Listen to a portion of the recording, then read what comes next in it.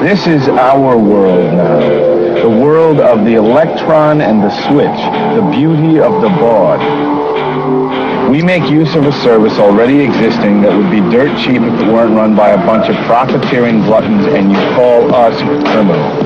It's the newest crime known to man. We exist without nationality, skin color, or religious bias. Few know or understand its significance. You may stop me, but you can't stop us all. It takes a mind and intelligence few can comprehend to commit it. I am a hacker, and this is my manifesto.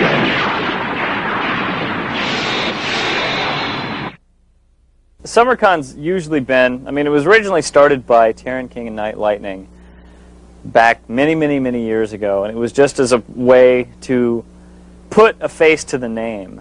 Everybody's sick. Everybody always would send messages back and forth on bulletin boards. They always type to each other over networks, and no one knew anybody. You might have friends that you've had for years and years and years, and you don't have any. You wouldn't see them passing on the street. So the cons were a way to really get to meet somebody in person, and they were usually an invite only. It was like the select group of people who were, I guess, in the know back then. The people who thought they were better than everybody else, and they'd all get together and hang out and talk. I wanted to do an open thing because every other con that's been floating around for so long, especially a lot of the ones that you see recently, things like DEF CON, things like Hacking the Universe, things like HOPE, have charged an exorbitant amount of money, at least in my opinion, for seemingly lackluster or substandard type entertainment or enjoyment for the people who come. And I'm usually the one in the crowd at these things, and I know what I want to see. So when I put this on, I wanted to do something. All the people that were speaking were people that I wanted to ask questions, at people that I thought were interesting, people who knew things that I didn't know, and that's how I based the con. I believe that hackers are a national resource. The communications and computing industry is, if not stupid, criminally negligent. And I think that hackers, in pointing out the holes and the problems with our system, are in fact the antidote, not the problem. I think our country desperately needs a national information strategy. I am very concerned about the fact that the Department of Defense has abdicated its responsibility for defending our nation at home. We have an urgent need for a civil electronic defense, and nobody is willing to sign up to do that. And I think the hackers are, in fact, the Minutemen of the 21st century. You're welcome to visit OSS.net via Gopher, Waze, or FTP. We were on the Gopher Jewels list within a month of starting. We've been on the front page of Computer World. It's not fancy, but it's a start at understanding the Citizens Intelligence Agency, CIA in lowercase. We always have to define indecency by what some senator from Nebraska has to say about it, and I think it's something that the individuals should have a lot more control over. And the net has been good because individuals control the net. It's not controlled by mega corporations. It's not controlled by backward senators from Nebraska. It's not controlled by any one interest. It's controlled by each and every one of us. We get what we want out of it. It's basically like reading, like thinking. It's a resource. It's not evil. Whatever. If you read about bomb making on the net is not what's evil. It's putting words into action. That's where you have potential danger. But simply reading about ideas and different thoughts and information, that's not the problem. To think it is very self-defeating. If information wants to be free, whose magazine is free? Mine is. And his isn't. His isn't an electronic format. He could make his available in electronic format, but no, you continually see it being sold. It's $4.95. My thing that I used to go around screaming was information wants to be $4.95. And he doesn't really like that. And he doesn't see where I'm coming from, and I don't understand that. If he was really, truly into freedom of information, he would give all his shit away for the sole purpose of knowing that he's bettering people's lives and enriching people with wisdom and intelligence. And, frankly, I think information wants to be free is a bunch of bullshit. It's so much political nonsense that people try. It's rationalization, and it's false rationalization. It's like, oh, why did you break into this computer? Because information wants to be free. No, it's a catch-all rationalization. It's bullshit. You're breaking the law. If you don't have enough balls, you don't have enough guts to sit there and look someone in the face and say, yes, I break the law, then you have no business in this community. If you can't be honest with yourself and say, yeah, I realize what I've done is probably not that, it's not all that honest and it's not all that ethical, but I've done it anyway, and these are my reasons for doing it, rather than just throwing your hands up and going, but information must be free. Information doesn't want to fucking be free. My credit report is my fucking business. I don't want the flaming carrot out of Waukegan, Illinois, going and getting my credit information and going and buying a bunch of shit from me. I don't, you know, if I own a company, I don't want someone going in there and liberating my CAD designs for the next model, you know. That's no one's fucking business. And if someone went after that kind of information, I'd be the first one in line to put their fucking ass in jail. You know, if someone walks into a university that doesn't belong there, just to explore, just to maybe sit in on a class or go to the library when they don't have a card, you know, we don't throw them in prison for 20 years. However, if they go there and destroy a building, we have a law that covers that. Now, I think the same can be applied for computer vandalism as well. If you go into a system and you just are there for a little while and don't do anything bad, and you leave when asked to, if you are asked to even, that's certainly not the same thing as going in and RMRFing the whole thing. You know, it's definitely different. I don't think we need to make a law that says that that's worse, because then the law can be interpreted in all kinds of ways to say that any time you access a computer without any kind of permission, you go to jail. And there are people that want to enforce things like this, and that's why you have people like Bernie S. sitting in prison, because people enforce these ridiculous laws with their own interpretation. It doesn't make any sense. Law enforcement is scared of us. Law enforcement doesn't know how to deal with us. I mean, the people who are in government that do the kind of shit that we do, they don't live it. That's their fucking job. They go to work and they have an assignment, and they're part of a big cog in this ultimate wheel of government. And they don't, I mean, this is our passion. We do this for free. We do this because it's fun. We do this because it's exciting. We get a rush knowing that we figured something out, and we've found some little tidbit of information about something, or we've learned some new command, or we've learned some new transaction with which to execute on a mainframe somewhere. Any little tiny thing, that's the stimulus for us. And government people don't understand that, so they fear it. What they don't understand, they fear. And it's not so much the people like Corley and the Hacktick guys and anybody else who's going to stand up and wave the flag and go, we're striking a blow for against the government, you know, strike the war machine, all that bullshit. I mean, I don't know how many people really take that seriously. And most of the times when you see that stuff portrayed up in the press, it's usually people trying to do a sensationalism piece, people trying to trump up. They're going, oh, these are the people, and here, you know, and they usually show Eric Corley as some sort of like Fagin-esque dude out of Oliver Twist leading the young boys off the cliff into, you know, that's just sensationalism. But the government, I don't think, really pays much heed to that. They fear because they don't understand. And it's, I mean, I've been doing a lot of work with government people. I've been talking to a lot of people within government, and I'm trying through, when I do seminars such like this, I do the same kind of stuff, but for a more commercial and government sector, and I'm trying to, you know, explain. I mean, it's like trying to teach Martian to a dolphin. I mean, you've got two separate, just totally opposite, or not even opposite, so far different than they're beyond opposite viewpoints on something. It's very hard to find a median to where they can truly comprehend each other, and we're trying to bridge the gap, and it's slowly starting to come around, but there's still that element of fear. And no matter how many people you have crazily running down the street saying, we must hack this, we must hack that, or information must be free, or, you know, here's how to build a Redbox, little boy, I don't really think they take that as serious as they do the fact that they just don't understand anybody's motivation. I use the internet as a big tool, especially IRC, which is Internet Relay Chat, in which me and my friends, we all like to talk, you know, together about certain techniques and codes that we use to basically break into electronic surveillance or cellular telephony or any other electrical communications. We usually use that as a tool for learning, espionage. I myself don't use it for anything governmental. I use it for fun and pleasure.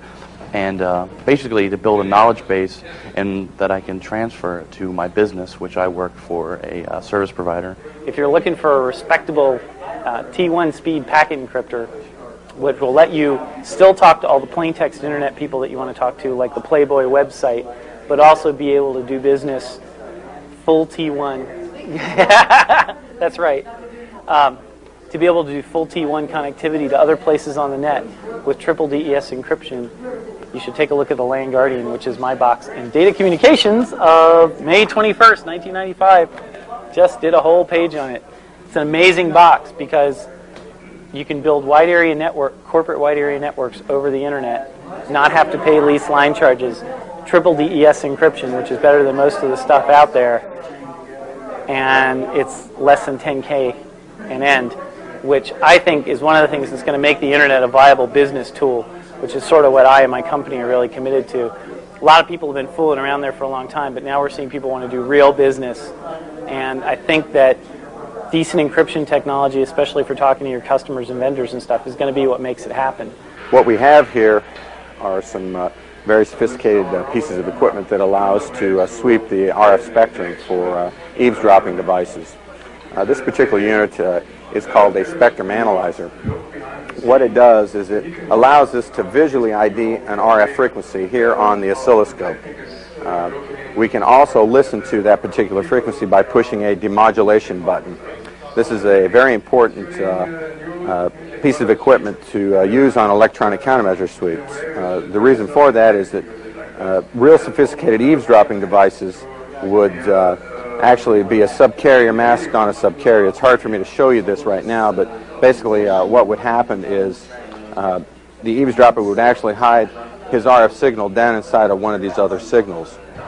And without a spectrum analyzer, you will not be able to demodulate that signal. A standard scanner such as this doesn't have the ability to break the signal down that far. Incidentally, this particular unit will go from 200 kilohertz over 3 gigahertz. So it covers the full RF spectrum and part of the microwave range as well. Extremely nice unit for electronic countermeasure sweeps. If you're familiar with the code PL tones, what that is it is a subaudible tone that is transmitted every time someone keys in on a two-way communicator. It opens and closes the squelch on the repeater. Now, the neat thing about having the ability to identify PL tones is that if, say, for instance, we were scanning frequencies in the Federal Bureau of Investigations, you can see that consistently the PL tones are always the same, regardless of where you're at. Nationwide, for the FBI, 167.9 is the PL tone that opens up the squelch for the repeaters. Let's say, for instance, you wanted to hear about corrupt law enforcement people in the IRS. What you would do is you'd go to Internal Investigations Department and assign that frequency to your scanner, and then you would have the ability to monitor all RF transmissions. The most unusual thing that I've really come across was a sweep that we had done during the BCCI scandal a few years ago. What had happened there is a client had hired me to come over to his facility and sweep for RF and hardwire microphones in his office. Upon detection of a hardwire microphone, I suggested to the client that he call the FBI.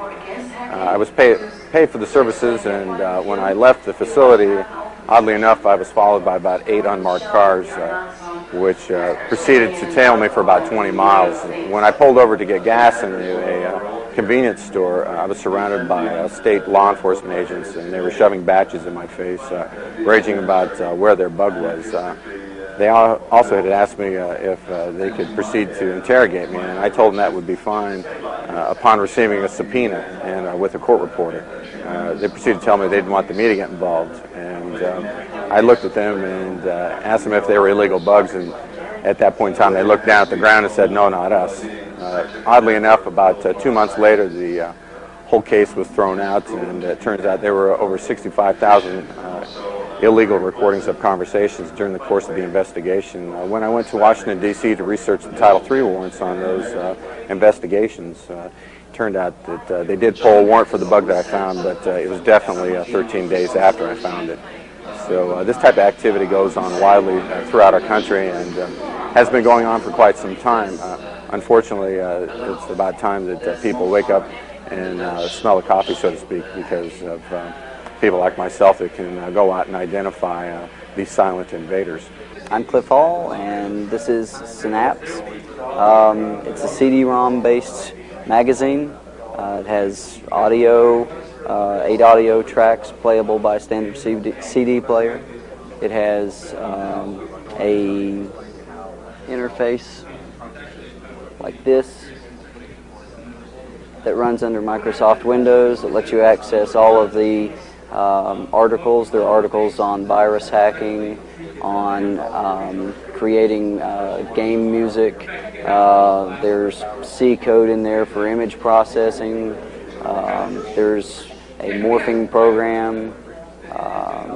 Lots of interesting stuff. Basically, people all over the internet pretty much showing off the things that they're doing in their basements, and basically did this in my basement in order to give them a platform to get their stuff out. We're an internet group that started out in 1989 as a bunch of people from bulletin boards and the internet, and as Operation Sundevil transcended over everyone, we thought it was time someone sat there and did something about what was going on. The EFF came along, but then they were bought out pretty much, it looks like, by corporate America. So someone needed to do something for the small people. And since we were already organized, we decided to make it formal. We went through the IRS, got legitimized and everything. I became the spokesman, front person. Here at SummerCon 95, where we're offering free aspirin for everyone that's been partying all night long, is going to be totally wiped out by the end of this day. This hotel is probably not going to sit there and last too long, as this area is.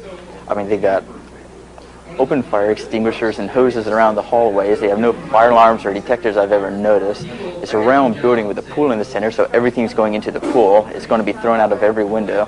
And this is going to be turned into the ultimate animal house of college infamy. Alice! Why are you standing in the street when there's like a big cooler of beer up here? Because y'all asked me to remove my clothes, I'm like, I'm gonna go away. Okay. Hey, I got a 3/4 gig hard drive full of stuff up here. SVGA 2 meg video card, triple stand CD-ROM. You know you want it.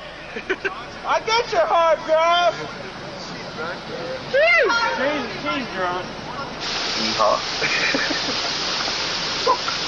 I don't know, I'm a virgin at this shit. It's raining. It's not so much that we're into red boxes, but people are always figuring out ways of making smaller ones, making ones out of different devices, different objects that make it look kind of funny. The fact of the matter is a red box is just simply a single tone repeated 5 times. That's all it is. Red box could be anything. It could be a tape recorder. So it's just kind of funny that people are making all these strange designs for red boxes, and it's also funny that red boxes work so easily and the phone company doesn't seem interested in doing anything about it. Yet they're perfectly willing to put someone in prison with $100,000 bail for possession of one, not merely using one, just having one. I was inspired to start 2600 because I was on BBSs back then. This was before the net. Actually, I was on the net in a sense. I was on Telenet without their permission, and I just thought it was so incredible that I was able to call a local number and send a message to somebody and have them call their local number, another part of the country, and get my message. It was wild because no one had ever done that before, at least not in my little circle, and we didn't have the means to do this on our own. We had to use Telenet to be able to do it. Well, they didn't think it was all that nice that we did that, but we didn't do anything destructive. We just simply used it to pass messages back and forth, and that was the full extent of it. So in doing so, I realized there's a lot of information out there. People had stories to tell on the BBSs. People sometimes would post, how does this work? And I was saying to myself, a lot of people out here know a lot of things, yet it's only being seen by the people on this bulletin board. Wouldn't it be nice if people had the opportunity to be able to read it in front of them in hard copy? And so basically we just pulled a lot of these people together and asked them to write some stuff for us, and it hasn't stopped since. They do make an honest attempt to portray the hackers as the good guys. So that's something to be said right there. There's been a lot of you know, simplistic, hysterical type of films that make people like us out to be evil when we're not. So in a way, I think it's a good sign that this is starting. Maybe soon we'll see, you know, a better script as well, a better storyline. What it looked to me like was all the guys at MOD got this guy to buy him lunch and fed him the biggest amount of bullshit that they could possibly dream up in their warped little heads, and he bought it all and went and wrote a script about it. Because none of it's based in reality. It's so much... It's like Parker Lewis Can't Lose with hackers. You know, little kids running around through high school and on their rollerblades, and at one point in the movie, they're all getting together and say, okay, we're going to do it such and such a time, and they, just like that stupid movie, they go synchronize swatches, and all the hands move in the middle of the screen, and they all line up their watches. And it's just, it's awful. It's like a really bad after-school special. I mean, it's the worst piece of shit I've ever seen, and it's going to do more harm to the community because it's going to attract a lot of negative attention. It's going to bring up a lot of hype and hysteria. And it's going to bring in a lot of fucking idiots off of America Online who want to get in on it because it's going to drive this big media sensation. In the weeks before Kevin was caught, he knew Markoff was up to something. You know, we had phone conversations. He was talking about this quite a lot. He was concerned. If Markoff was his biggest enemy, as he certainly was, because he was definitely helping to catch him, and he was out to write a story about him, and he definitely wasn't on his side. And this is all. I don't think anyone can really argue with this. But with all that in mind, John Markoff never lost his phone service. He still has a credit rating. You know, he basically lived his life in peace. So I think all the myths of Kevin Mitnick simply didn't come to fruition. I think maybe John was a little bit disappointed by that nothing really bad happened to him. Well, he said, somebody read my email. Ooh, that's really scary that somebody read his email. I mean, if you're on the run somewhere, and you know someone is after you, and they're helping to try to find you, and you can get into their email system, I'd like to know what person out there is going to avoid that temptation to look at the email. I mean, I certainly would if I was on the run already and looking to stay on the run. I would make illegal phone calls. I wouldn't take out phone service under my name. I would look at people's email that I thought were trying to catch me, because the whole point of being an outlaw, or not an outlaw, but somebody who is on the run, is to stay free. And that's really what we're charging Kevin with, is trying to stay free. When we look all the way back to the beginning of this thing, we find out that the only reason he was on the run was because the company he worked for was suspected of breaking into voicemail boxes that belonged to Pacific Bell. That's it. I mean, yeah, okay. If you log into a system that doesn't belong to you, that's wrong. But this is why someone went on the run for over 2 years and is facing life in prison, which is really what he's facing, because of all these crimes that they've added up over the years of his being on the run. So it's ludicrous. It really is. This is all premeditated. Nothing happens by chance. You do not sign a book deal that fast. You do not sign movie rights that fast. I mean, nothing happens that fast. This was being worked out from the moment that these two started talking about how they could make money off of this. I mean, I think probably from the moment Shimomura noticed someone was on his machine and he happened to talk to Markoff, and Markoff had a hard-on for Mitnick for years, because Mitnick's been fucking with him ever since Cyberpunk came out. And what better opportunity for a couple of, enterprising young guys to make a lot of money and establish some sort of name for themselves than to take advantage of a situation and blow it completely out of fucking proportion. And of course, Markoff had he had the New York Times as his own bully pulpit, and he could use that to beat America into submission with all his multi-column front page headline news. And of course, people are going to want to buy it, because the New York Times has been reporting about it on the front page about shit that wasn't really newsworthy and happened years before, and all this stuff. Just doesn't make any sense unless you realize that this was all premeditated, and that's precisely what they wanted to do. I mean, being like the crown prince of capitalism from the underground myself, I mean, sure, I appreciate what they did. I think it's great. I wish someone would give me $750,000. I think it's really shitty that they couldn't have done it another way. I mean, I think if someone would give me $750,000, we could tell the truth and have a much more entertaining story than to try to play up some lackey from San Diego as the modern day Cliff Stoll / Buckaroo Banzai, who's, you know, jetting from coast to coast with his frequency counters, tracking down the world's most wanted computer hacker. What a bunch of shit. I mean, let's face it, if they caught him that easy, he wasn't really trying that hard to hide.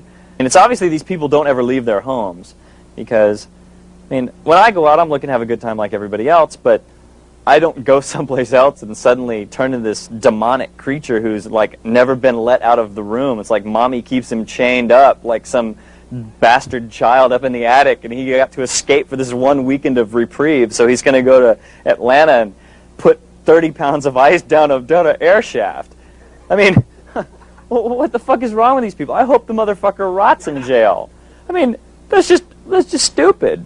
Or these people who break into the conference. If you're going to go break into a building, there are hundreds of buildings in Atlanta. Why would you break into the hotel office when there's people there, for God's sake? Is he dead? What happened to him?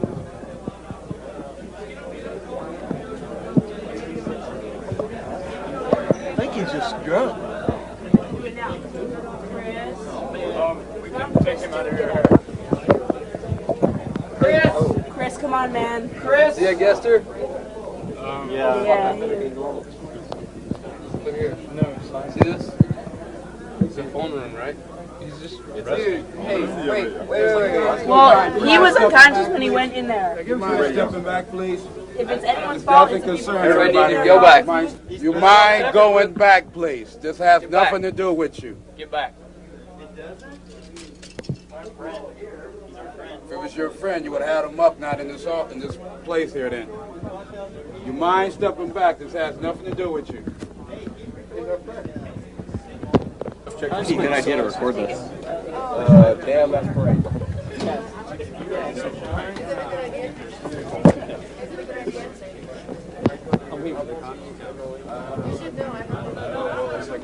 Hey, you need to cut it off.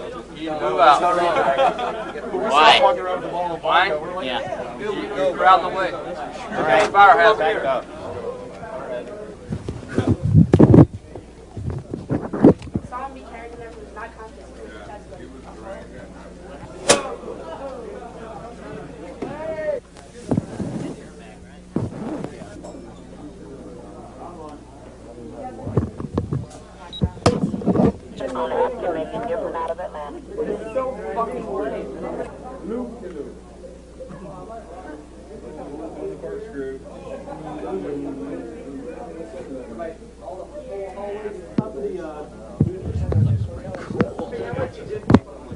It's like crap in the lines. Okay, he's near the pool. I'm stuck. Is it like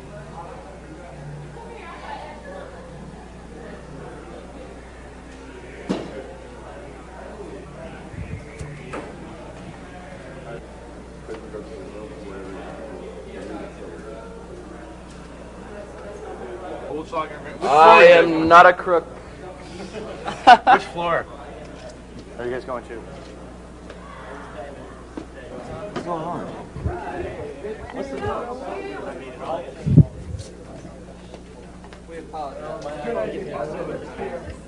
Oh boy.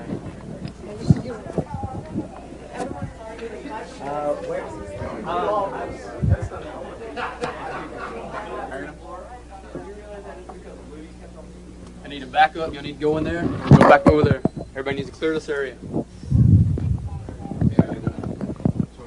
I need to go in there. I need to go back over there.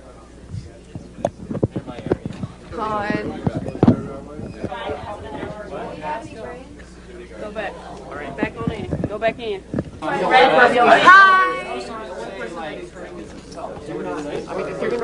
Thank you. We're gonna wake up and ask him. Hello. He's like comatose. Everybody needs to clear this area. Everybody needs to clear this area. Get back. Everybody needs to Go inside. go in this room or go down the next floor. Clear the area. Either go in your meeting or clear the area right here. What's going on? Clear the area. Can you hear? Clear the area. Move to the side. Need to go. Move to the side. Everybody needs to go. Do not use that elevator. He told us to leave.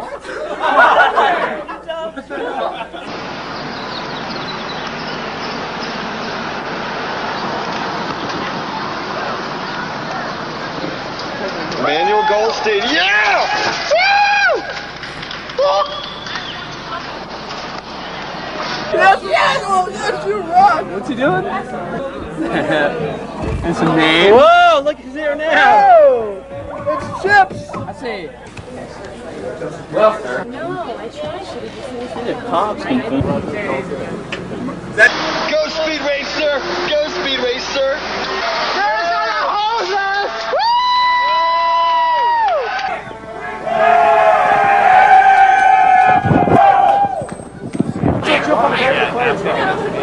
Who wants to jump on the back of the fire truck?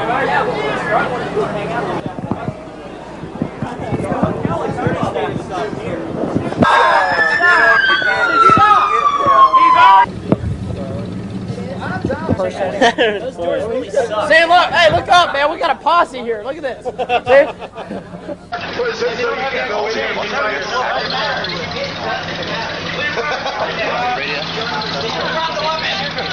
If he was only getting charged for public intoxication, if he can sign something, he's coherent enough, then they'll keep him somewhere till he's better, till he's detoxed, and then they'll let him go.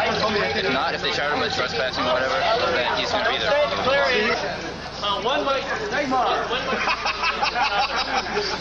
It's so sad.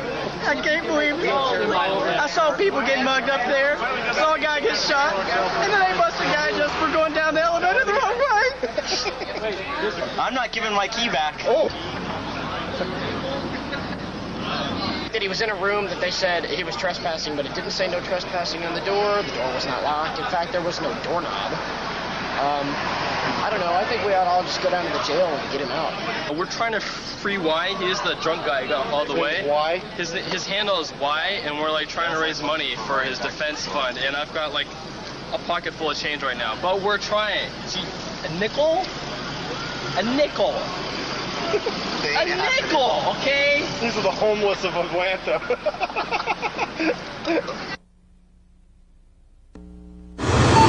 The other day, and they were forever grateful for that. They weren't grateful, they were pissed. What?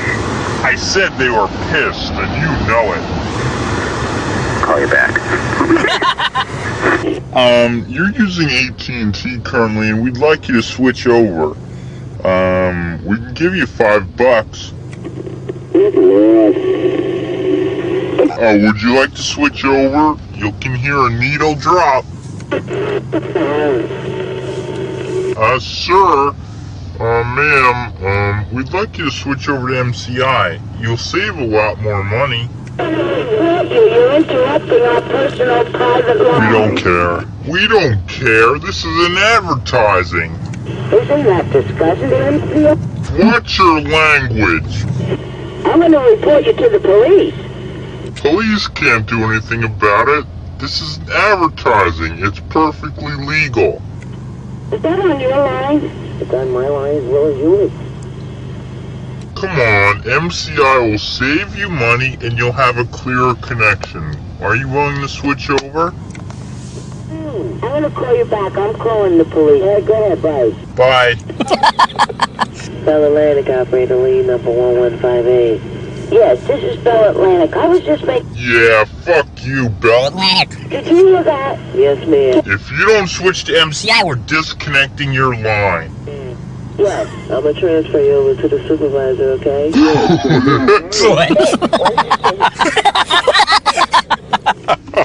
Get the supervisor on. Is this the supervisor? This is MCI. We want you to switch this woman over to our service. You got to do something about this. He's interrupting all my personal lines. I'm going to connect you with repair. Never mind repair. It means the police or someone that... Hey, shut up. Switch her over to MCI. MCI, you can hear a needle drop. Thank you for calling Bell Atlantic Repair. If you are calling from a touch-tone phone regarding a repair problem, press 1. Push 1. Order new. Push 1. And you can't trace the number? No, I will. Yes. Trace his call, and then you can call our business office. And what they'll do is... Call the business office and switch to MCI. And you can press charges against... Yeah, but the business office isn't open until tomorrow, right? Right. What you're going to have to do... Okay, I'll do that. All right. You're going to have to... Hello? This is Pedro. Pedro? Yeah, hi. Want to go on a date? Don't want to go on a date? Yeah. Pedro, why are you on my phone? 'Cause we're friends. What? Pedro? Yeah? I'm on the phone. Can you hear him? Yeah. Yeah, of course you can. We're on the phone. I'm on this line. You're cute. Who is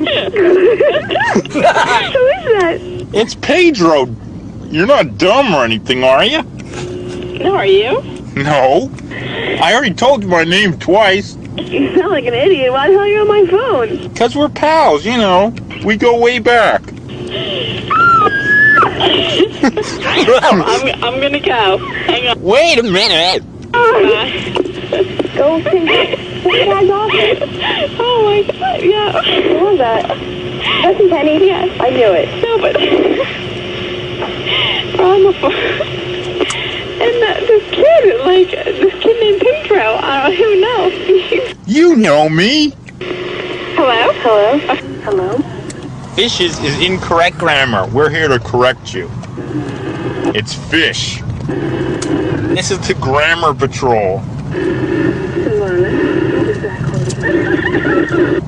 Hello, ma'am. Yes. Okay, are you going to switch over to MCI? Could you please tell me why you're on my line? I am not an MCI customer. Because we're the phone company. We can do whatever we want. You can't do that, mister. I already just had a fight with Heartland's Communications. They had to pay me every penny they took. You people gotta be kidding. Come on, would you switch over? You'll save a couple bucks a month. I wouldn't switch over for anything. I'm keeping AT&T. No way. Yes, I am. Then we're going to cancel your service. You can cancel your sister's ass.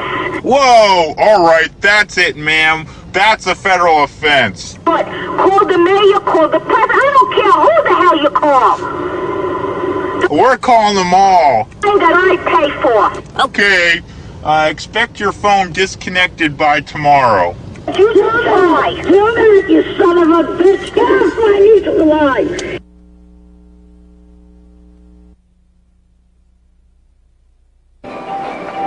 Careful now. You are approaching the end of the walkway. Be careful, island guests. You are approaching the end of the walkway.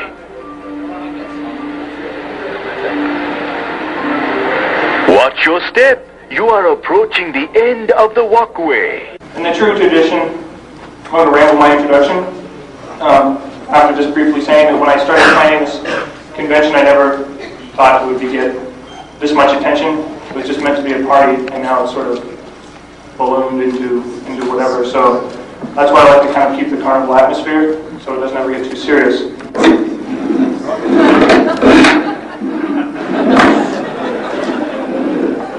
Okay, good. We have the first giveaway, a cellular phone. The AT&T 3610, donated by an anonymous source. And if you possess the lucky ticket number, oh, it's ripped. If you possess the lucky ticket number 457 of the last 3 digits, you are the lucky winner. Okay, here's finish. Cryptography is a hot topic these days. You know, a lot of people are interested. My book has sold an awful lot of copies. There are lots of products. I get calls, I get email. The Cydiacrypt mailing list is just getting bigger and either more or less interesting depending on who you ask. It's really getting to be something that everyone cares about. Newspapers are reporting insecurities of computer networks all the time. We're now looking at electronic payment systems over the network and cryptography associated with that. We're looking at ways to deal with secure credit card numbers, secure telephone calls. Companies now are waking up to the fact that people are listening in on their communications, and that their data is valuable and people want to get it. It's, more and more people are getting interested in this. More people want to use this cryptography. And that really bodes well for the privacy industry. On the other hand, we have the forces of the U.S. government at work. Anybody from the U.S. government raise their hand? You guys know who you are. There's a strong push in this country against cryptography and against the widespread use of cryptography. And what I want to talk about is the kind of things we're likely to see in the next 5 to 10 years and how they might affect us and what we can do to sort of nudge them in directions that we think might be better. So it's clear that the future is going to bring more widespread use of cryptography. PGP is a good example of that. Many, many more people have that than use that, but there are a lot of people that use that. And as the user interface gets better, more and more people will use that. The whole Clipper initiative by the US government showed us that while people aren't willing to buy a Clipper phone, there are a lot of people who are interested in secure telephones. And that people would use secure telephones if they were actually secure and reasonably priced. It's more clear we're going to see more digital signatures in use. Even the US Post Office, the people who deliver your mail want to get involved in digital signatures. IRS looking at digital signatures for electronic submission of tax forms. We're going to see that in electronic commerce over computer networks. That's going to be more and more ubiquitous as the years go. Less clear is exactly what all these measures are going to protect against and how they're going to protect against it. Cryptography isn't an on-off switch. It isn't like you use it or you don't. You're secure or you're not. There's better cryptography, there's worse cryptography, there's good cryptography, there's bad cryptography. And sort of the degree of cryptography we're going to see is still very much in doubt. What'll protect somebody against a coworker might not protect them against a dedicated hacker or someone who really wants to break in. And something that'll protect against those sorts of people won't protect against a major government. It is absolutely impossible to run a really decent clandestine operation out of a U.S. embassy when you're a yuppie throwing around money, working late, and coming in on the weekends. It gets real easy to spot the spook. And I will one day have a conference and we'll give out Spot the Spook t-shirts. I'm real pleased. One of the things that I have done for the hacker community, I think, is encourage my government colleagues to come to these things. At Hope, we had 3 really great-looking teams of 2 men each wearing shorts, pressed t-shirts, and black shoes from Air Force Intelligence. But they were nice people, and they learned a lot, and the fear factor is going down. This is what's important. This is what's very important. The U.S. government is starting to figure out that maybe hackers know something the U.S. government needs to know, and that maybe hackers are not the poison, they're the antidote. And that's what I'm all about. When you go around saying the emperor is naked, what you're really doing is making up for communications and computing industry that is criminally negligent. Okay, security is out the window. We have a system that sucks. As you know very well, it is wide open, it is a gauze tent, and there are lots and lots of kids with matches out there. Unfortunately, we're now starting to see a marriage between criminals with money and hackers without money. And that's scary. That is very dangerous. In Rotterdam, hackers are running credit checks to help criminals decide who to bribe in the Dutch government. Hackers are running telephone traces on key people in the Dutch government. Now, in the past 3 years, it has been a deep privilege for me to be taken into this community and to become friends with many of you. And I know that all of you are in fact bright people pushing the curve. Shirley Turkle's book, My Second Self, Computers and the Human Spirit, still is the best definition of hacking on the face of the earth. It's the right stuff. It's pushing the edge of the envelope. Most people don't understand that. They think of it as breaking and entering. And I was at Computer Freedom and Privacy with Emmanuel, and the system administrator from the University of Wisconsin stood up and said, but they're breaking into my system, they should be prosecuted. And I thanked him for standing up because he represented a very significant portion of the earth that just does not get it. Okay? The housing analogy, and I share this with you because you are the ambassadors of Hackerdom. And I really, in the nicest possible way, think you have a responsibility to educate the media, Larry Lasker, Jeff Apple, who's coming tonight. The house analogy, breaking into a house, is bullshit. Okay? Houses have locks and doors and windows and roofs and shingles and all this crap. Dogs barking. Okay? You don't prosecute a bird for flying over an undeveloped lot. You don't prosecute a dog for walking through a rough-framed house with no doors, no windows, no walls, and no roof. That's what our communications and computing industry is today. Would you agree? Okay? We need to help the press understand that bad law is not a substitute for bad engineering. Let me go over that again. Bad law is not a substitute for bad engineering. We have raised an entire generation of overpaid computer programmers that haven't got a fucking clue about security. Unix! Yay, Unix! In the discussions and getting organized for this year, I said, well, I'm going to make this easy. In case you haven't noticed, this is a Spot the Fed t-shirt with a bullseye target on the back. On the bottom line says, retired, 1/2 point. So everybody in the room now has a half point. I went to college like all good FBI agents do. Guess what my degree's in? Not even close. Hey, history! A BA in history. Wasn't even a BS. It stands for something else. Bullshit. No. But anyway, I majored in history. Frankly, we didn't even have computers back then. I remember the slide rule days. A calculator was $500. Now, I'm only 29 years old. Anybody believe that? No. But anyway, I had done some tweaking ability algorithm cases back in 1979, which was a fraud against the government, a major company. And plus, I've been using them for essentially all of 1980s rather. And so they tapped me and said, we need somebody to look at this whole computer crime stuff we're doing and see where we are. Well, 3 guesses. I can tell you, because you already know. What we found out is DOS. Okay. Now, anybody in this room think DOS is an operating system? I don't think so. Maybe a few. Okay, we got a few. Raise your hand. There we go.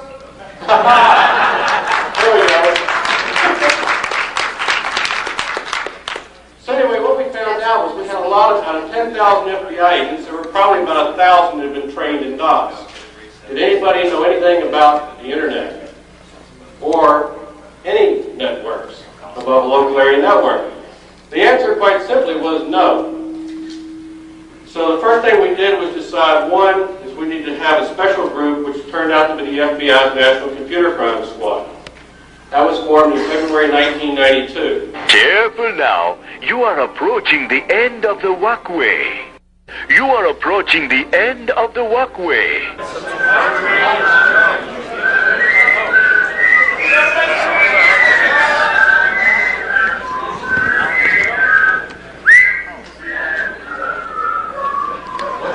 According to 87% of hackers surveyed, the best bathing suit ever invented.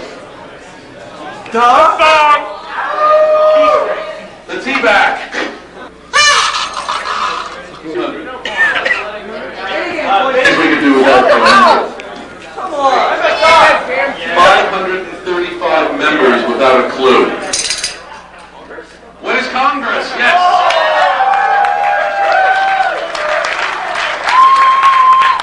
1,100 for team 1. 1,000.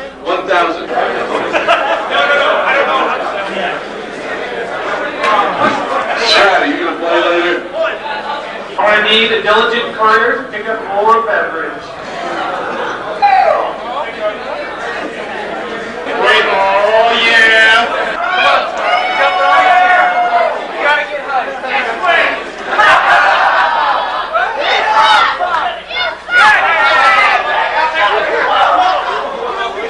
Yeah.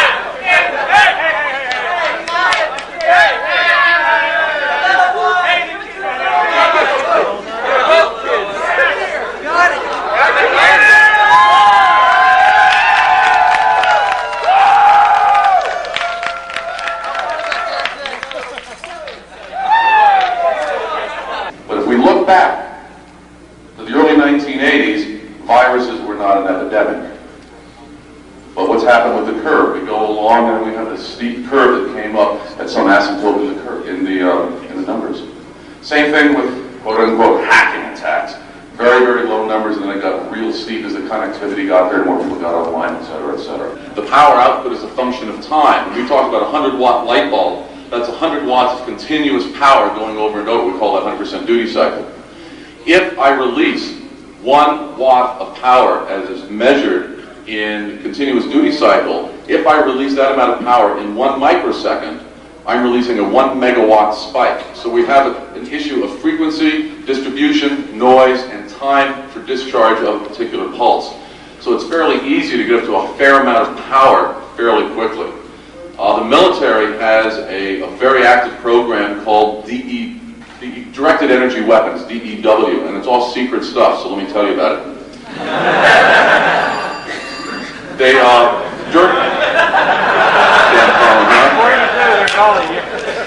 Sorry, Mr. Glenn. In the opening minutes of the Gulf War, everybody remembers the Iraqi virus hoax? Yeah? Okay. Instead of that, what we used really was non-nuclear magnetic weapon-tipped Tomahawk missiles, which put out umpteen, I don't have the numbers because those are classified numbers, put out megawatts, if not gigawatts of power near the radar installations of defending the southern border of Iraq to take down their ability to detect our F-117s and the further cruise missiles that were going to make right turns at the Al Rashid Hotel for the benefit of CNN.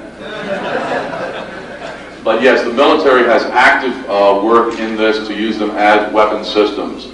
The problem that we have from our community is that every time the military ends up with something, it ends up migrating out of their domain, even though the secrecy, physical security, what have you, the information migrates down. And an awful lot of the stuff is pretty much engineering 101 oriented. Are you familiar with the lady who put her poodle in the microwave? The term collateral biological damage comes to mind. Ask any radar technician now in his grave what happens when he stands in front of a 50,000 watt Klysteron transmitting tube. He fries. You do not want to be near these things. You do not want to play with these things. They will cook you. They will sterilize you. They will make you wish for a cellular phone. And despite the intrigue of the simplicity with which to do it, we do not know enough in the unclassified world about all of the effects of this. If we are debating 5 milliwatt transmitters causing brain cancer, would you like to come up here and be subject to 16 megawatt pulses?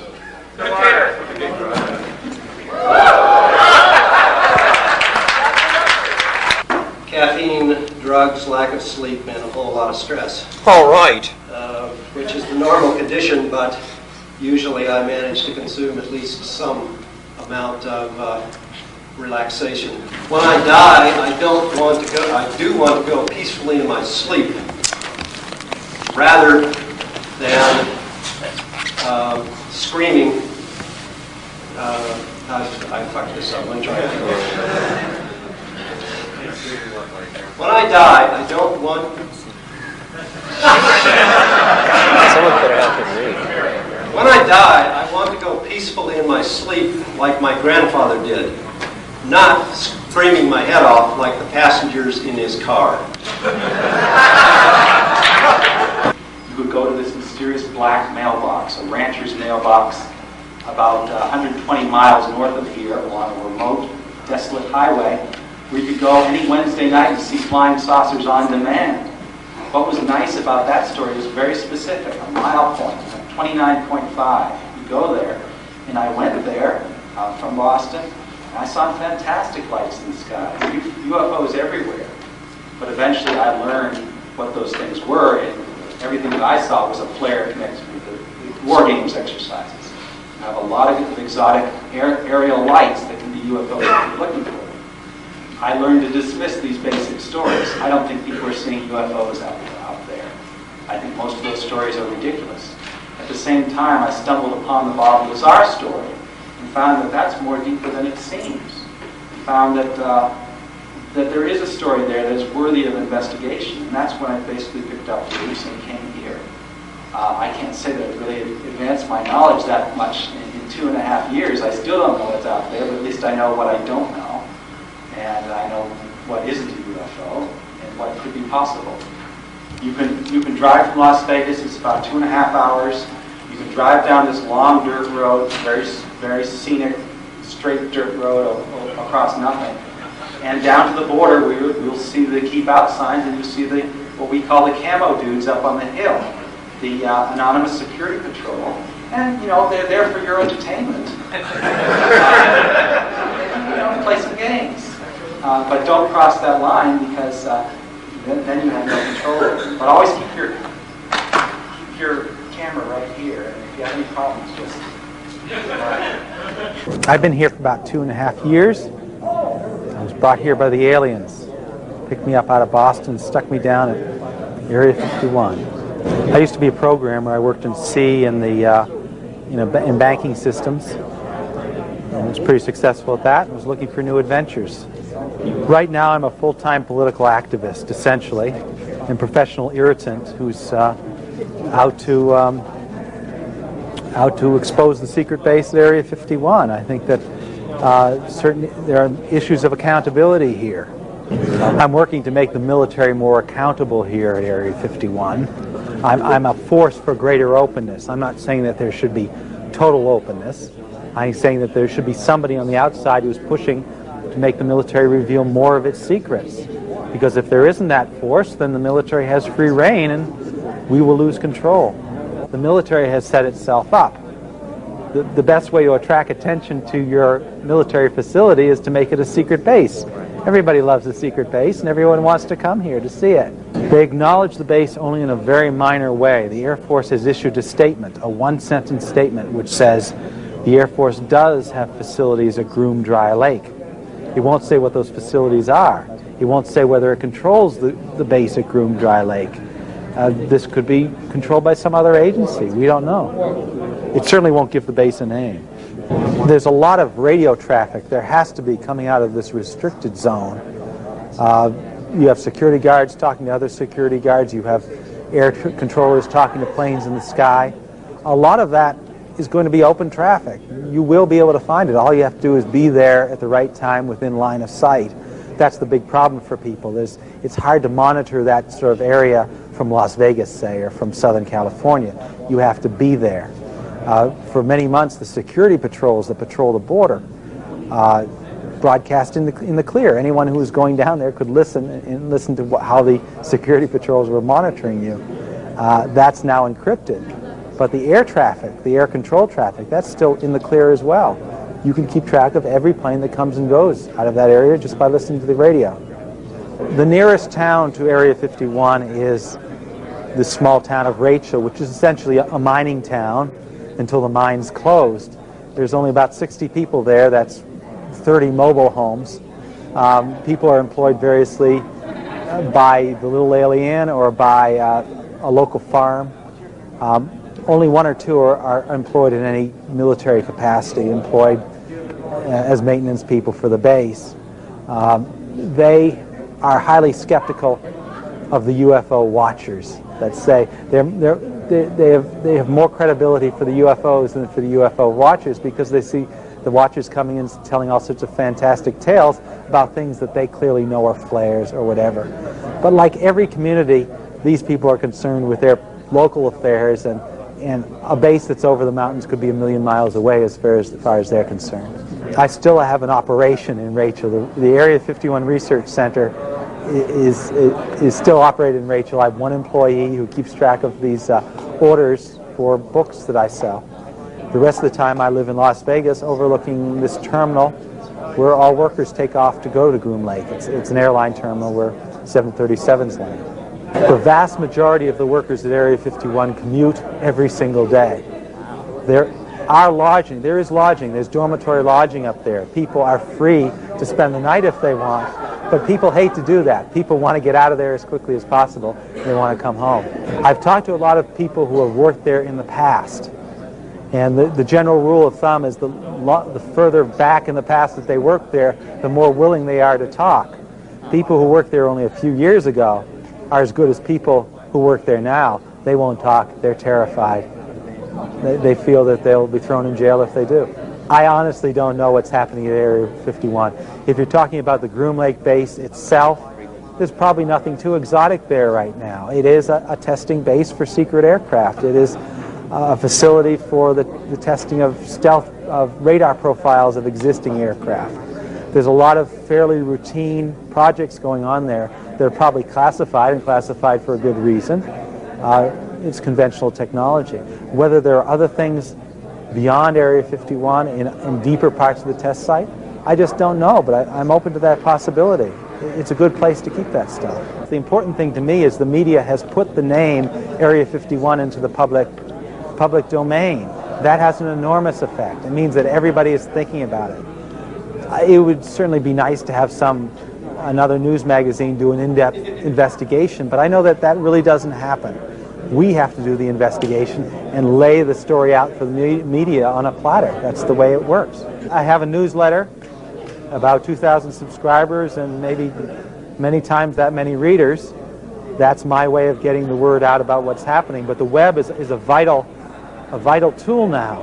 The web is a way to freeze information in place. If I get a story, a UFO sighting or whatever, I now put it on the web, and that freezes it permanently, so at least it's there for people to examine it as the years go on. It provides the base of information over which we are going to build over time, and I think that that's the one thing that the web has done that we never had before. In my 2.5 years in Rachel, I saw nothing I can't explain. I've seen a lot of fantastic lights in the sky, but everything that I've seen, I've had an explanation for, either in flares connected with the war games exercises here, and we have great flares that hover in the sky, flares that seem to zip across the sky. There's also exotic celestial phenomena. Because you're in the desert, far from any city, you see things that you never see in normal civilization. You see, every night you're going to see meteors and comets. You're going to see stars right down to the horizon, and planes that are 60 or 80 miles away. You will be able to see those, and that brings up all sorts of phenomena that most city folks aren't familiar with. All this makes great UFOs if you're looking for UFOs. But even though I'm interested in UFOs, I'm not looking for them. I think that if this is a superior intelligence operated by an intelligent military bureaucracy, they're obviously not going to be put on display at the place where you expect them to be.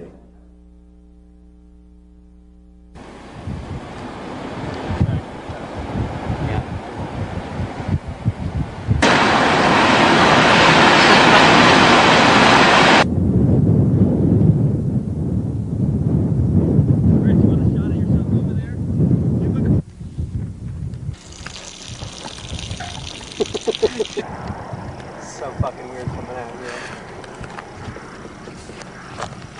Area 51, first stop on the way, Rachel, Nevada, and the alien.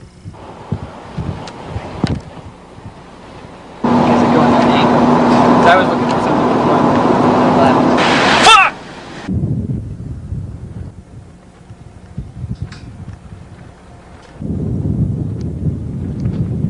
This is the most American place that some foreigners have ever been to. Most of our people do come from or for the UFOs. You know, other people do come for wanting to get questions answered for why our government has such a secretive place, but yet you can buy a model of an SR-71 and you can have a map. There's a map inside of it of our test facility, but yet we as United States citizens cannot know what happens there. You know, it's basically, you know, down home, good food, good company. You know, we're an exchange place. You know, you're welcome to tell your story and to hear other stories, and you're never. No one would ever be laughed at or feel humiliated by asking a question or, you know, receiving one. It's just open honesty, you know, good humor. We have fun. I was relatively late at night, early morning, and we saw what we described as the Star of David or Star of Bethlehem. It was the most it was the brightest star I've ever seen. It was like somebody just turned on the spotlight in the sky. And it changed from an luminous white to a yellow to a red, a green, a blue, and a white. And proceeded to follow us from Hancock to Warm Springs, which is roughly 110 miles past here, down Highway 375. It bounced around in the sky like a ball. It went counterclockwise and clockwise. It started to the left-hand side of us, then to the right-hand side of us, and then in front of us, above the horizon of the summit, Coyote Summit. And I mean, it played like if a child were bouncing a ball up against a wall. It was just astronomically uncanny. I mean, it was weird. And to have it follow us for the distance that it did, you know, it was pretty startling to us. You know, although I won't say that we were afraid, because we were pretty much at ease with it. You know, pretty much laughing and joking along with it. You know, checking out. You know, I know, you know, Stone Cold Sober. You know. And stayed with us until approximately the sun came up the next morning. You know, and since then we felt that at times we've encountered the same thing, you know, in different occasions in different areas of the Western Hemisphere. You know, we'll say, but no, nothing that, you know, some people would think it would be extraordinary, or, you know, it could have been out of this world, but then again, it could have been of this world. You know, we don't know, because out here they test and they fly so many things in so many different manners that you never know what it is. You know, it could, you know, some people say, oh, it was an orb. You know, well, I've never heard of an orb. Like I say, bouncing like a child's ball. You know, and it's for 110 miles. And, you know, we stopped alongside the road. We watched it for a good hour.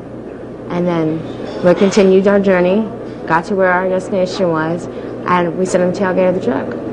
And we watched it until the sun came up. The sun came up, it bounced 2 or 3 times more, and then it was gone.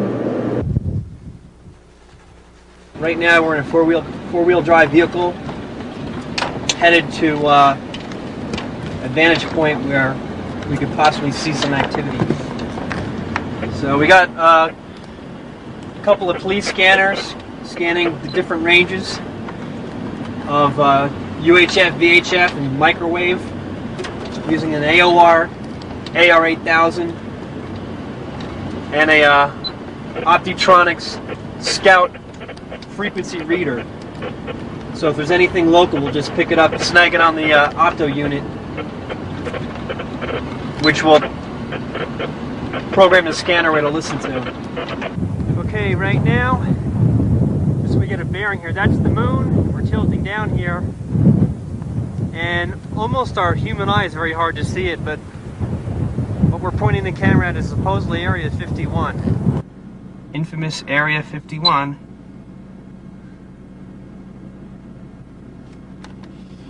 See that up on the mountain right there? That's the car. Yep.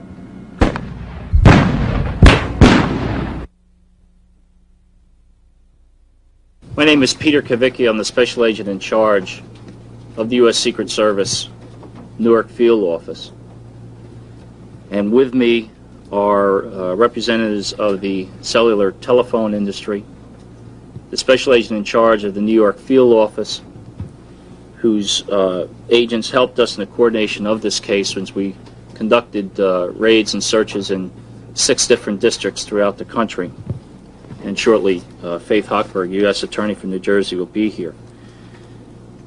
Operation Cyber Snare, as we dubbed this, occurred or began approximately in October of '94 when we had the idea and we planned what we would need with the assistance of the industry in setting up an undercover bulletin board sting operation in which we would catch hackers at their trade when they had broken into data systems and were placing the fruits of their crimes up for sale.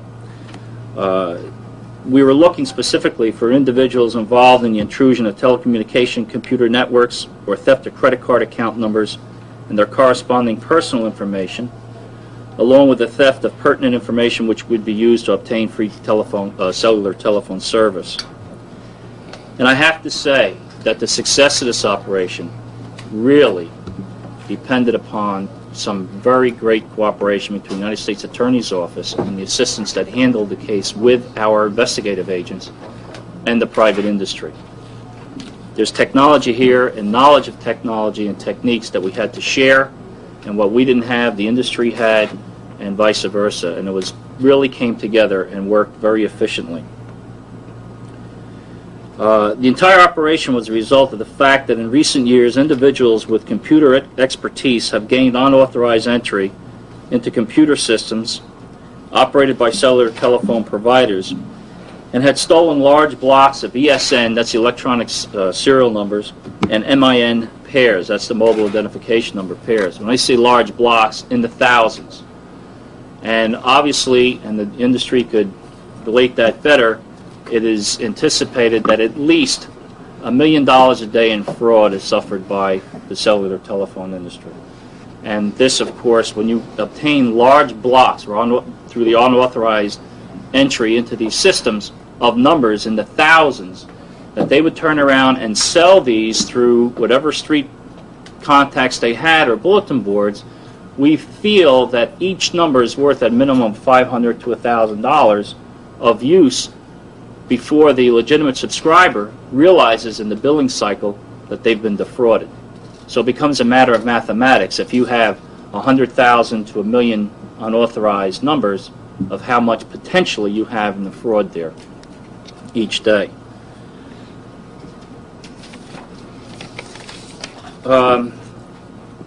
In January of ·95, a special agent of this office who's been highly trained in this sort of technology began a computer bulletin board entitled Celco 51. And using sources and methods that we cannot further go into, set up our bulletin board and waited for those to approach us with the data that they had obtained through unauthorized access. Now, I got to say that although many bulletin boards are operated as commercial services available to the public, thousands of computer bulletin boards are also privately owned and legitimate. The components that people need are a modem, telephone line, and communication software. The computer bulletin board may also include various preferred hardware, software, networking hardware and software, password and data security devices, data and other documentation. The main purpose of the investigation was to identify the individuals who were involved in the intrusion of the telecommunication computer networks. Through our bulletin board, we advised that Celco 51 was a bulletin board catering to individuals involved in unauthorized computer intrusions and all aspects of computer fraud, including cellular telephone fraud and credit card fraud. This was made perfectly clear in our computer bulletin board conversations. And that's what we established, and we waited for the response, and the response was from the people, several people all over the country. The practice is so widespread that I think they feel they could do this with immunity. And now they're being called to account for their actions. This isn't something that people do as a lark to see if they can meet the challenge of an unauthorized intrusion into a data bank. It's gone a step beyond that. Now they're selling what they have. It's like electronic burglary, for lack of a better term. They may not be stealing somebody's purse or involved in some kind of violent act in stealing from you or a break-in and entry, but they are stealing. And they surf these internets or they contact these bulletin boards for the purpose of meeting people who are interested in what they have to sell. And we just gave them a forum to continue their illicit activity. This is the first time a coordinated effort through several districts within the Secret Service where we see if we've gotten 6 people that are responsible for this X, imagine how many people are out there that have not been identified that are responsible for 100X. But I think is what we're seeing now is that technology is being put to good use by law enforcement agencies. And we are in this now up and running so that they're not going to operate as they have, or under the perceptions previously that they had, that they were going to operate with immunity. They're not. It'll take us a while, but the technology is there, the expertise is there. It's a cooperative effort with the private industry and within law enforcement agencies to pool our resources, our knowledge, our techniques, and work together, because one alone cannot do it. So far, we have, in our accountability of evidence, we've seized 31 computers, more than 65 clone phones, 14 electronic serial number readers, an EEPROM burner, and 6, and we've taken what we feel is credit for 6 cellular phone plants that we suppressed and involved in this operation to date. There was one located in Queens, and I do not have the exact address for you, but the individual who was arrested had 11 computer systems that were operational at the time that we executed the search warrant. And from the evidence that's been reviewed so far, it appears that they were cloning telephones at this location. Smart, slick guys, were they making millions? I mean, just a little bit about the suspects. Well, we have anything from juveniles to people who are computer adept. Wait, there were juveniles among the 6 who were arrested? No, we didn't arrest the juveniles. No, I'm asking, of the 6 who were arrested, can you just describe who they are? I'd have to defer to Tony, but the impression I have from them is that they are people who have these electronic systems set up in their homes, and whether legitimate job that they have, they play it when they're home, or they use it when they're back in their residences. Can take a scanner and sit by an area and sit in traffic where they know a lot of people are passing by with their cellular phones, and what they do is pull from the air what was described earlier as the electronic serial number and the actual telephone number specific to an individual telephone. Then they reprogram it using some of that equipment into another cellular phone and sell it for $75 to $100. That's the more traditional way we've seen it. This is the first time we've seen more along a hacker line in accessing the electronic bulletin boards. We have certain algorithms within the cellular network that allow us to see, I'm using my telephone in Queens, and all of a sudden it shows up someone else is using my phone 2 minutes later in New Jersey. That tells us something's wrong.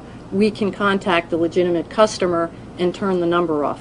What percentage of customers are finding out or being affected by these kind of cloning operatives? I mean, is 10%, 2%? That's difficult to say. I think most... How vulnerable are we cell phone users to this kind of... The vulnerability is shrinking because of things like PIN numbers, because of things like, the monitoring system, as well as the personal PIN numbers. Since AT&T Wireless has implemented our PIN numbers, we've seen a reduction in the number of people. But I know actual you probably don't want to percentages, I don't know. But didn't we, I just understood that they were selling them. Well, they were selling PIN numbers if they had access to it, correct, and that's the first time we've seen it. But PIN numbers, in terms of the cloning that occurs where they scan the airwaves and pull the numbers out, cloning has been reduced significantly with the PIN numbers. But the very protective devices you had instituted are the very ones that were being sold. As you were saying earlier, they're not dumb. The significance for us is that we can now find them and we can arrest them and put them out of business. If they answer your ad. Well, there's other methods, and we've employed them. And the fact is, Rome wasn't built in a day, and crime doesn't stop overnight.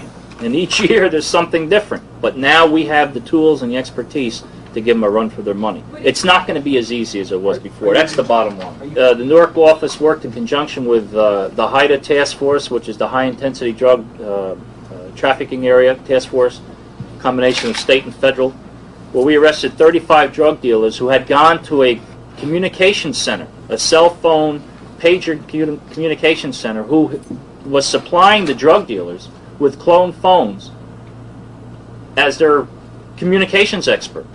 And they sold their drugs and did their drug business with the cloned phones until such a time that the phones would become obvious that it was unauthorized use and shut down. They just go back and get another cloned phone.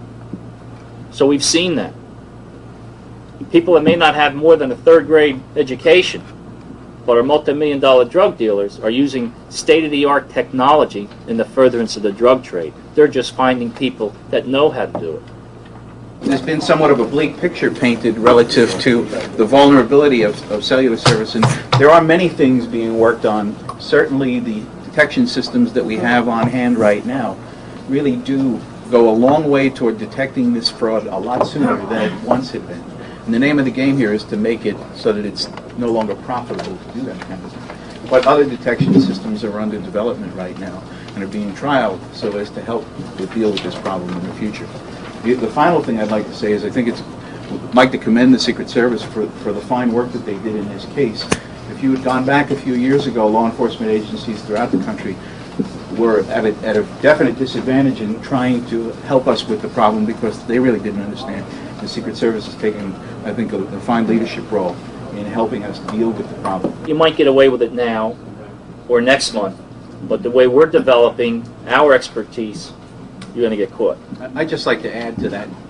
I think the important message here also is that anybody who might consider using bulletin boards to share information or to develop a criminal business such as this one would really be deterred, I think, from doing that in the future because you never can be sure who you're doing business with at the other end. Time is on our side. We don't have to knock these off in a day.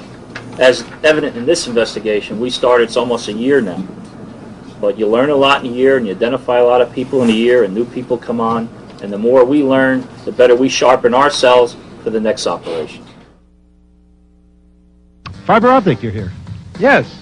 Welcome. Welcome. You've heard all this, right? The craziness about the film at SummerCon, the video at SummerCon that was allegedly being done by the person who was a federal informant here in New York. And some people were concerned about what that film was going to be used for. 212-279-3407. Good evening, you're on. Hi, Emmanuel. This is Phony, and I got RF Burns here with me, and we're the guys who shot the video of you in SummerCon. Oh, really? Whoa! Oh, this is something interesting. Now, you're just the guys I want to talk to. Great. Now, I assume you're aware of all the stuff that's been going on, right? Right. Now, the person that was gathering all this information turned out to be a federal informant. So that naturally puts some suspicion on what that video was all about. Well, what happened is we went to SummerCon, and we contacted the interviewer guy, and he seemed to know everybody. So we wanted to do this documentary on the community, and he set up all the interviews, and, you know, that's about it. But we're not federal agents, and the video is kind of, you know, what's happening in the hacker community in the summer of '95. It's not like intelligence gathering for the federal government. Okay, well, first of all, you understand how something like that would be bad if it was done by the federal government, right? Oh, yeah. Okay, so you understand the concern that we have. Oh, yeah. All right. Now, my question is, the guy that was the federal informant, I don't want to mention names here because, you know, a lot of stuff is still happening, but what kind of influence, what kind of control did he have over this whole project? What kind of access did he have? None. We met him at SummerCon, and we basically, you know, were hanging out, and he said, you know, he was in the community for a while, and he set up some interviews, and that's about it. He wasn't. We were also at DEF CON shooting, and at a couple other places, and he wasn't there. So it was pretty much. And we met him at the show. Now, did he make any contact with you afterwards? Well, I can't go into detail, but why is that? Well, it's really. I mean, I cannot go into detail because it's not my. In other words, I can't divulge any more than I was told to divulge. Told by who? The fellow that was interviewing you. What I'm saying is, all I'm asking is, did he contact you afterwards? Yes, we've been in contact. Okay, and when was the last time you talked to him? Oh, at least a couple days ago. After the... After, he goes, well, so now, basically he said to us, so now you know why I was there and who I was representing. To be established in the community. I mean, you knew him before that interview, didn't you? Well, I didn't know him, but I noticed him. Let's just put it that way. People came over and said, wow, what is this thing? How does it work? And you know, and it just attracted a lot of attention, and it was a big hit. Well, that could get you into trouble, couldn't it? Well, so can a lot of other things get you into trouble. Right, but I'm saying walking around with that and publicly displaying it. I mean, you know, if a Fed wanted to be a real jerk about it, he could get you into trouble. Absolutely, yeah. There's nothing legal about it. And was that at any time held over your head by this guy? No. It has a lot of information on there that I don't want to get into over the phone right now, but it would be definitely worth checking out and looking at. Uh-huh. Well, let's just hope the federal authorities don't feel the same way and they don't pressure you to not release this or to give them a preview or all the footage or something like that. Are you prepared for that? Well, they don't know who we are, and we're not going to help them find us. So. Okay, well, that's the right attitude. Yeah, the video's not intended for them. It's you know, meant, it's basically, you know, just showing cool stuff that was happening this summer. That there will be some stuff on, you know, on this whole incident. Uh-huh. Are you on a cellular phone? Yeah, he just dropped. He's on a cellular phone, isn't he? Yep, that's exactly what he was on. Wow. What a bizarre story. Someday somebody will make a film about it. Be careful, island guests. You are approaching the end of the walkway.